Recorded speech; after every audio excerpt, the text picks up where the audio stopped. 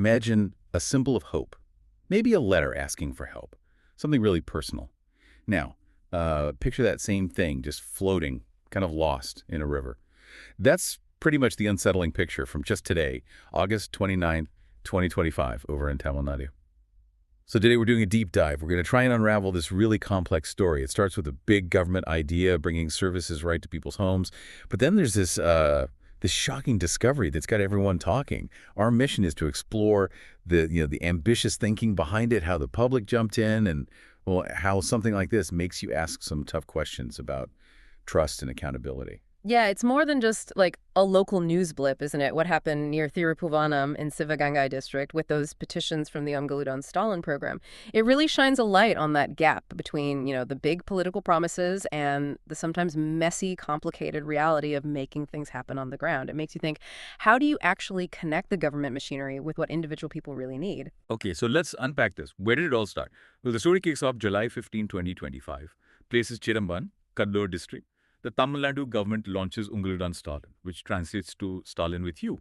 And this wasn't just, another scheme. It was pitched as something genuinely transformative. The idea, bring essential services directly to people, skip the usual runaround.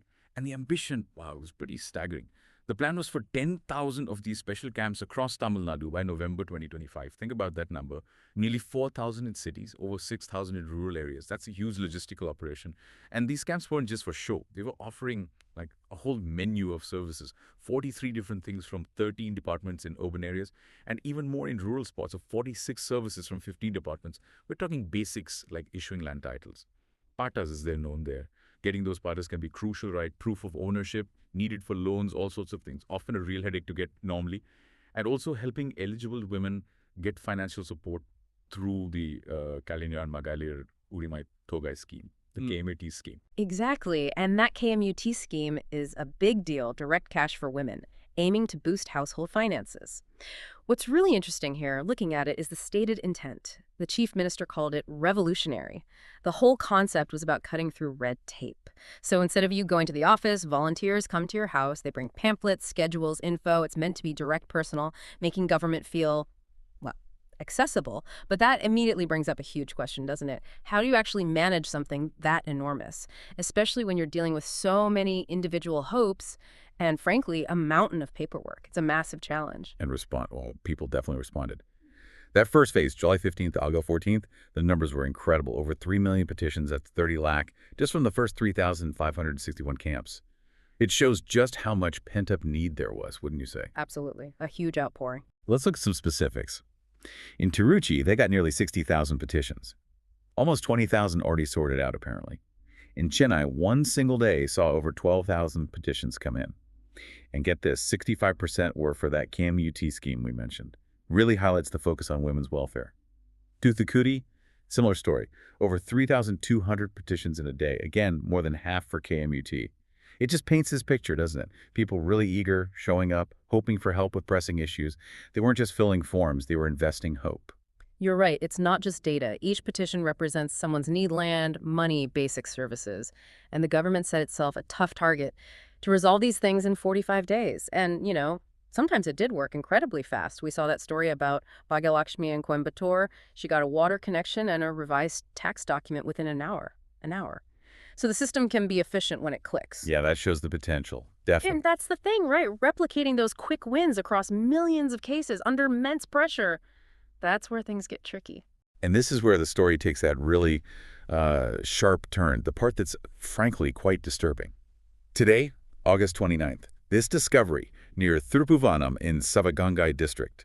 Petitions, supposedly from these Ungaludan Stalin camps, found floating in the Vaigai River. Just floating in the river. Yeah. Imagine those papers, soaked, maybe torn, containing people's requests for land titles, for pensions, for help, just drifting.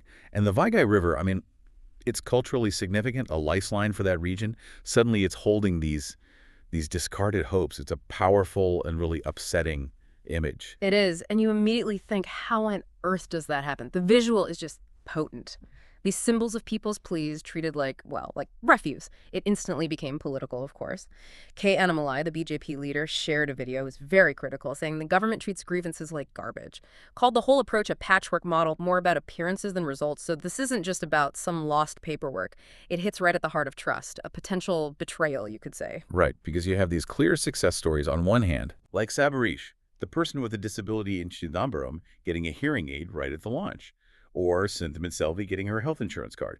Real tangible benefits, life-changing stuff for them. Absolutely. Those individual stories matter. They show the promise. But then, how do you square those wins with the sheer scale of the challenges?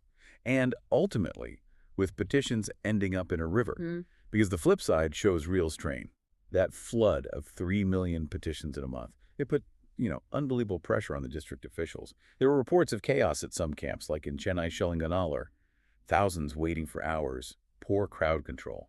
Accessibility was another issue. In Madurai, reports mentioned venues without ramps, making it tough for people with disabilities, the very people who might need help most. And it wasn't just external critics. Even a DMK councillor, someone from the ruling party in Vellore, was seen protesting with residents about land titles. That suggests the pressure was immense, maybe even causing internal friction. That dichotomy is really stark, isn't it? The program clearly struck a chord with the public, huge engagement.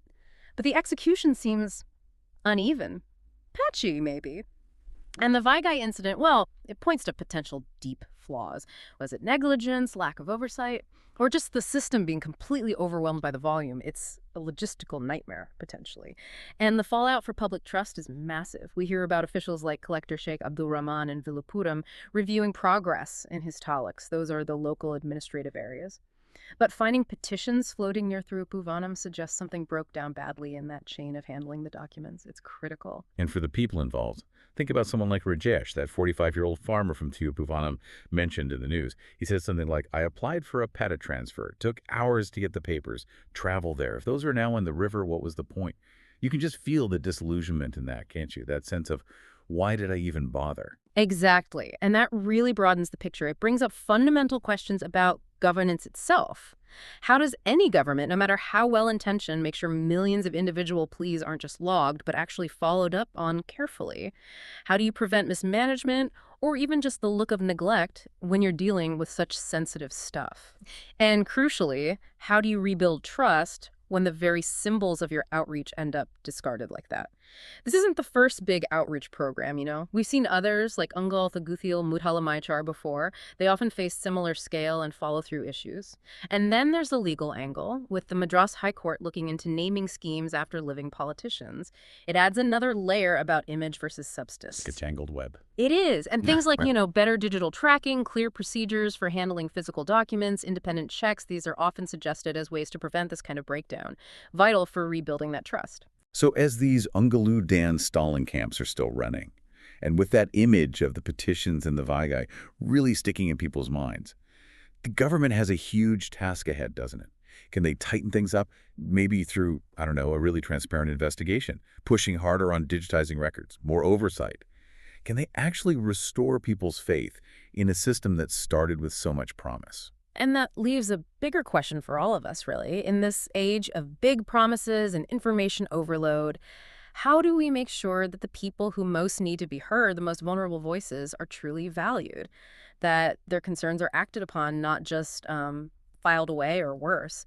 How do we ensure that the hopes people put down on paper don't just float away?